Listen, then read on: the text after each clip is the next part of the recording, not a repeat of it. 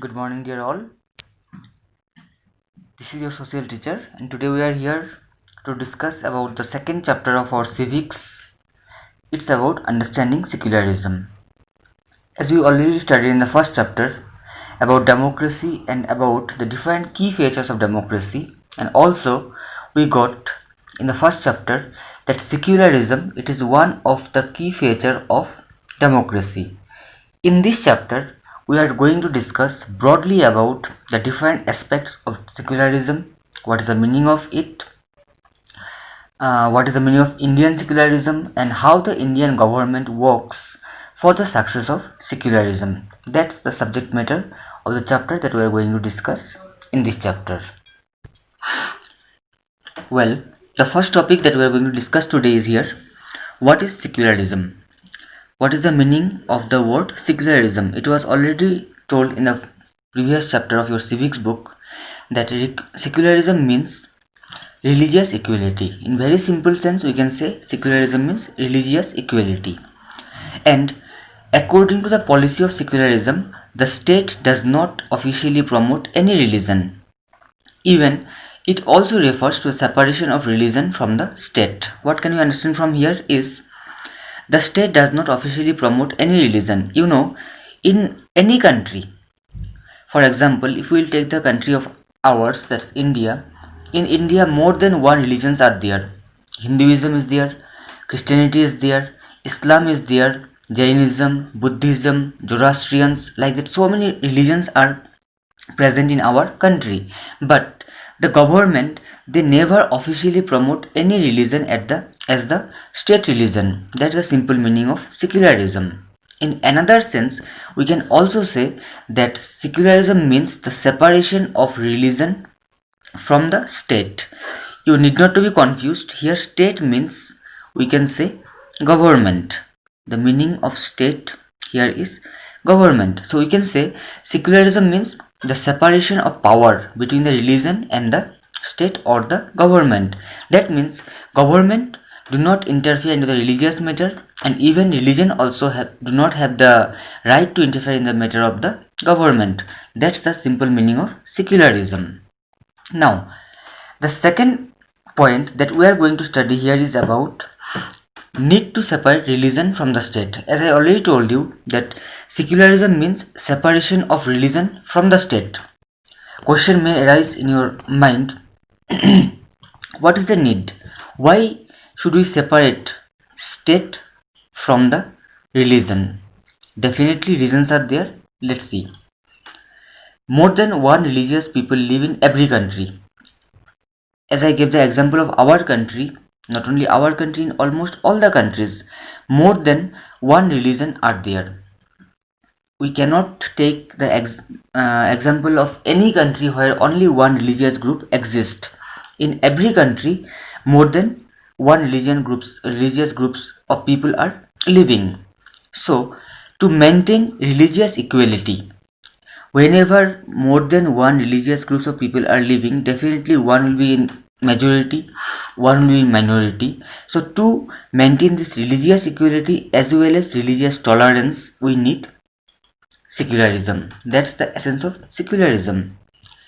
In its absence, the majority religion will dominate the others. If secularism is not there, you just think, in the absence of secularism, automatically the majority religion will always try to dominate the minority, and that's why we need secularism. This will be a violation of democratic policy. As in civics, we are mainly discussing with democracy. That's one accepted policy for all the different countries, and that's why in democratic policy we can say the very simple policy of democracy is equality, and this equality can be defined in different ways, like political equality, economic equality, religious equality. And to ensure this religious equality, we need secularism, and that's the need to separate religion from the state, because if the government is not separated from the religious power, automatically the powerful religion or the majority religion will always try to dominate the minority religion. and that's the need why we should always try to, or we should separate religion from the state. The next point that we are going to discuss now is here objectives of Indian secularism. We have already got what is the meaning of secularism. It is religious equality. Now, what are the objectives of our secularism, that is the Indian secularism? We can say in Indian secularism mainly three objectives are there. The first one, that one religious community does not dominate the other or another. What it means, as already told, in every country or even in our country, more than one religious community are present, like Hindus, the Muslims, the Christians, the Jains, the Buddhists. So many religions are there. So the first objective of Indian secularism is that one religious community does not dominate the another. For example, if I will take Hindus are there, Muslims are there, Christians are there, Jains are there. I have just taken the example of 4 religions here. And also we know that Hinduism is the majority religion in our country. Then Muslims are also there, Christians are also there, and Jains are also there. According to the first objective of secularism, no religion can dominate the other. No doubt, Hinduism has got the majority in our country, but Hindus, they cannot dominate the Muslims or Christians or the Jains. That's the first objective of our Indian secularism. The second one is here, that some members do not dominate other members of the same religious community. You know, here I have taken 4 religions: Hindus, Muslims, Christians, and Jains. At the same time, in every religion there are some subdivisions. Like, if we will take the religion of Muslims, or actually Muslim is not the name of religion, Islam is the name of the religion. In Islam, there are 2 divisions. One is Shias, another one is Sunnis. These are the 2 divisions of the Islam religion. So we can say, according to the second objective of our secularism,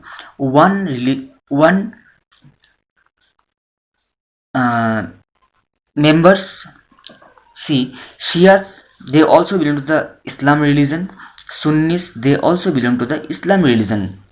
Both the communities, they belong to the same religion, but there are some rules and regulations, or there are some customs may be different. So according to Indian secularism, members of the same community cannot dominate the members of the other community.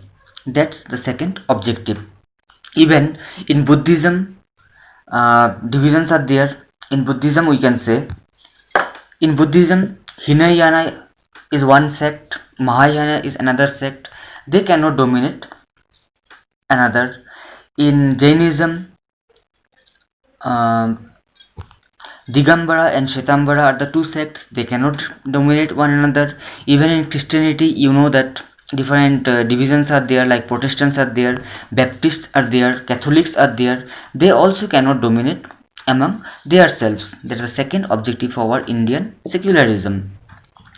The third objective is here, that the state does not enforce any particular religion nor take away the religious freedom of individuals. According to the third objective of the Indian Constitution, we can say the state or the government, it cannot enforce any particular religion. It cannot force anybody to follow any religion, or even it cannot take away the religious freedom.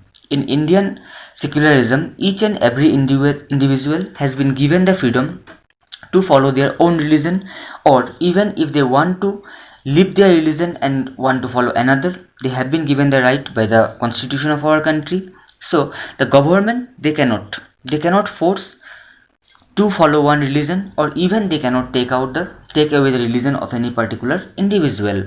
So these are the 3 objectives of the Indian secularism. Now we are going to study about how the Indian state works in various ways to prevent this domination. This domination means the domination of the majority religion over the minority one. The first point is given here. It uses a strategy of distancing itself from religion. Distancing itself from the religion. That means the Indian government, it always try to keep it away from the different religions or the religious matters. In India, government spaces like law courts, that is the courts, the High Court, the District Court, as well as the Supreme Court, the police stations, the government schools, that means all the government organizations, they cannot display or promote any one religion. All the different government organizations, like the government schools, the police station, we can say about the courts, these all the government places, they are open for all the people, and even they cannot display or promote any one religion. That's the first step that the Indian government takes to prevent the domination of the majority religion. It does not give any preference to any religion, or even it does not dominate any one religion. That we can understand in a better way.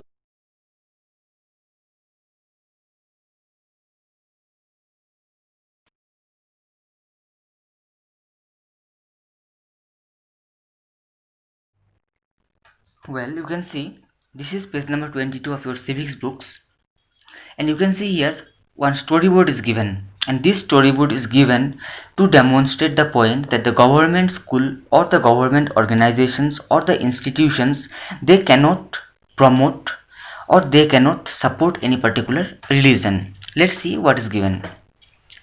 It's a scene of a government school. It is given here, see, in a government school in Simapur, students want to celebrate a religious festival. And in this particular government school, the students, they wanted to to celebrate one religious festival in their school. You can see here some students, they are talking to their teacher. What they are asking? Sir, there is a big religious festival next month. We have never celebrated it in school. Can we do it this year? The students, they are requesting their teacher that maybe in the coming month there was one big festival of any religion, and they wanted to celebrate the festival in the school premises, and they were begging the permission from their teacher to celebrate this festival in the school. But what the teacher is saying, I'm afraid that isn't possible. The teacher is saying that it is not possible to celebrate the religious festival in the school. Why it is? This is a government school. We cannot give importance to any one religion. Private schools may do that. Government schools don't celebrate any religious festival in the school premises.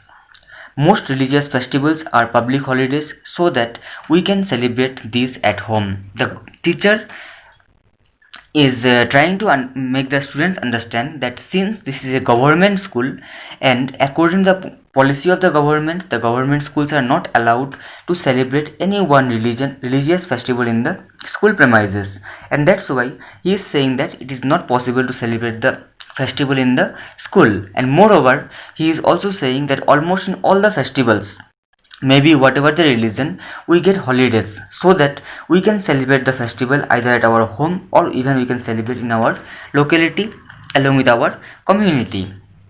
Now you can see that two students, they are discussing here. The boy is saying, I never thought of it this way. I guess we can always celebrate it outside school. The boy is saying that he never thought about this matter. I hope you also have never thought, because you didn't know about these things, but now we are coming to know that the government schools, they cannot celebrate any one of the religious festival in the school.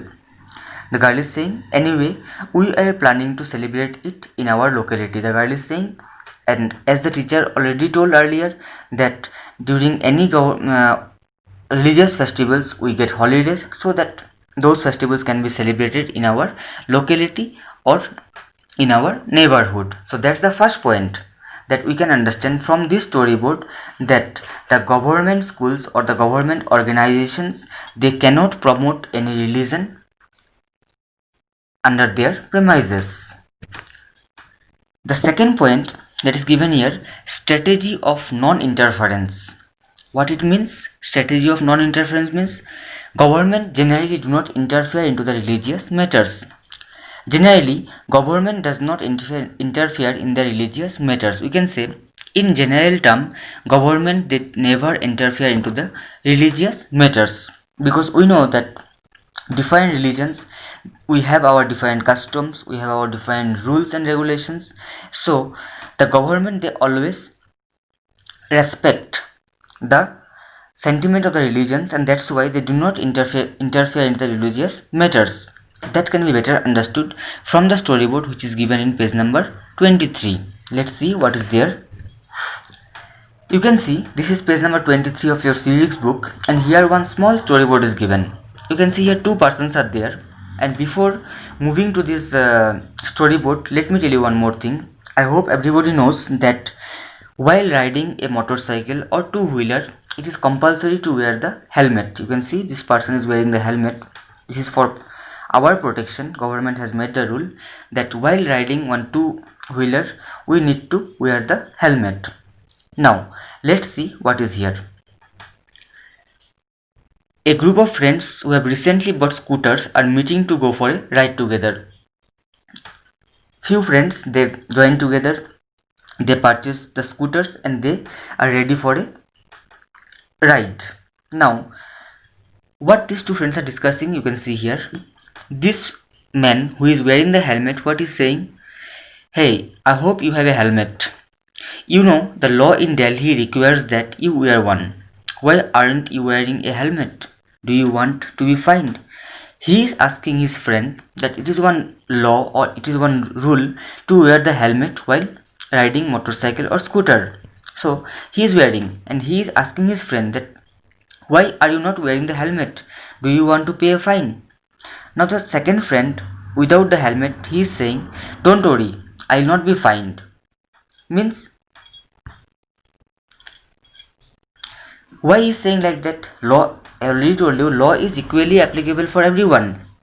But as the point that we are discussing now, the government, they keeps away themselves from the religious matter. They do not interfere into the religious matters. See the exception. Hey Paramjit, why won't you be fined? Now this friend is asking that why law is equal for everyone. I am wearing the helmet, you are not wearing the helmet, so why you will not be fined? Now what he is saying? For Sikhs, wearing a pagri is a very important part of our religion.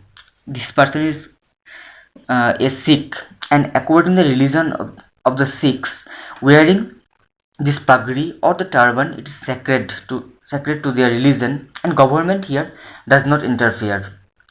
The government cannot force me to wear a helmet. I think you can see here, if a person wears a helmet, already his head is safe. Moreover, over the turban or the pagri, if he wants to wear the helmet, I hope you can imagine the situation. So he is saying that government has given us relaxation.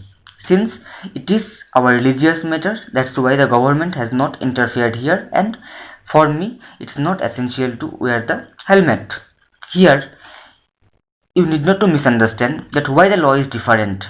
The law is not different. Law is same for both the persons, but since he is protected because of this turban or the pagri, and it is their religious practice, and that's why here the government does not interfere into the system. So in the second point we discussed, or I think you have understood, that the government, they keep themselves away from the religious matter. That's the second way how the Indian government tries to prevent the religious domination. The third point, strategy of intervention. That means strategy of intervention means sometimes in some point the government can interfere into the religious matter. Government intervenes in religion if it violates any fundamental rights. We have already discussed about the fundamental rights in the first chapter of our civics, that if any religion violates the fundamental. So as it is already told that the government, it maintains one strategy of intervention. That means the government, it can intervene or it can interfere into the religious matters if the religion, it violates the fundamental rights. If any religion, it does anything which causes a violation of our fundamental rights, at that time the government or the Indian government can intervene into the religious matter. For example, you know, different types of social evils are there in our society, which we already discussed in our class 7 civics. One I have taken as a sati system, one is child marriage, one is dowry system, another one I have taken as parda system. Sati system, according to this system, in ancient time it was there, but at present time it has been abolished by the government. If any woman is there whose husband dies because of any reason, according to the system of this sati, it was there in the Hindu religion that the wife will be burned alive with the dead body of the husband, which is against the fundamental right of the women. So at this time the government intervenes and abolishes the system. Child marriage. Child marriage, the girls, they were generally getting married at very early age, which is both mentally as well as physically problem for the girls, and that's why this also has been abolished. Dowry system, even at present time also it is present in our society. Dowry, that the amount of money or the different things that the family of the uh, family of the boys demand from the family of the girls, which is also against the fundamental right. So it is also has been banned by the government. Parda system, about the burqas, it is there in the religion of the Muslims. The Muslims women, they need to cover their face with the help of one parda or one burqa. In simple sense we can say it is known as parda system. So since it is against the fundamental right, the right of the women, this system also has been abolished. So we have discussed here about 3 points. That the first point we have discussed, that the government, it does not officially promote any religion. The government institutions, they cannot promote any religion. Second one, we have got the government, they generally do not interfere into the religious practices. And the third one, we have got that the government interferes if the religion, any religion, it violates the fundamental rights. So these are the 3 different ways through which the Indian government tries to maintain the balance between the different religions. Proceeding to the last point of this chapter, it is the comparison of the Indian secularism with the American secularism. You may be thinking that secularism, since it means religious equality for all the countries, the meaning is same, but it is not like that. Different countries, for their the meaning of secularism may be somewhat different, not exactly, but somewhat difference are there. The Indian state or the government, though maintain a principal distance from the religion. We already discussed that the Indian government, it maintains one distance from the religion, but it intervenes in religion if any religion violates the basic rights. If the basic rights or the fundamental rights are violated by any religion, the government, it can intervene. In India, for example, government has banned the sati system. I already explained earlier that because of the sati system, the fundamental right of the women were being violated, and that's why the government intervened. It also respects the sentiment of every religion. We already discussed in the storyboard, that was explained earlier, that in the Sikh religion, it is their sacred thing to wear the pagri or the turban. So at that time the government, it generally does not interfere. It is about Indian secularism. But the American secularism does never interfere in the religious matters. If we will compare the Indian secularism to the American secularism, we can say, no doubt in India the government, it keeps it away from the religious matters, but if the religions violate the fundamental rights, it interferes. But in America, the American government, it never interferes into the religious matters. The religious matter, it is strictly separated. You can see the government is strictly separated from the religion. Means in America, the government, their power is separate, and the religion, their power is also separate. They do not have any interference between themselves. So that's the difference between Indian secularism and American secularism. So that's about all this chapter. In this chapter we discussed about only one point, that is secularism. We have discussed about the different aspects of the Indian secularism, and also we studied about how the Indian government works to prevent the domination of the majority religion over the minority religion. And the last point that we studied about the differences between the Indian secularism and the American secularism. In the coming chapters of your civics, we shall be dealing more with these different topics. Now, the chapter is completed. You need to read the chapter. You need to go through the important points. If any doubt is there, you are always welcome to clear it with me. Now it's time for your homework. You can see here I have given you only 3 questions. First one, write the meanings of coercion and intervene. These meanings, no doubt I have not told while explaining the chapter. You need to read the chapter. If you will go through the chapter, meanings are there, you need to write down the meanings. Second one, what happened in the Jewish state of Israel? About this also I have not mentioned, but you need to read the chapter. See, if I'll tell everything or if I'll write down everything in my explanation, you may not read the chapter, but it is very important to go through the chapter once, twice or more than that, and that's why I have given you some such questions that you need to find out from the chapter. It is there. You will go through the book, go read the chapter, you will get the answer. And the last one, explain in your own words what you know about secularism. About this only we studied in this chapter.